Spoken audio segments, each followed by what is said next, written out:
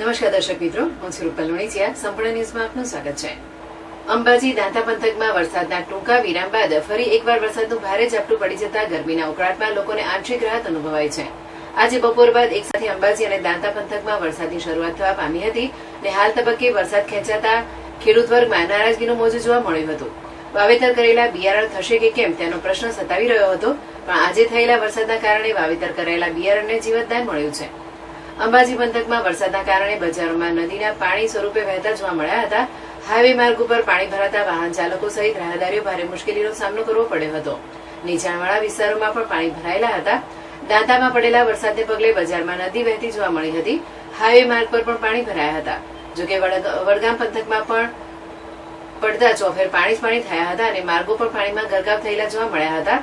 જે પડેલા વરસાદ ખેડૂતો માટે કાચા સોના સમાન માનવામાં આવી રહ્યો છે. હજી વરસાદ ખેંચાયો હતો, કરેલ બિયારણ બગડી જવાની ભીતિ સેવાઈ રહી હતી, પણ મેઘરાજા મહેરબાન થતા ખેતીવાડીને જીવતદાન મળવા ખેડૂતોમાં ખુશી છવાઈ છે.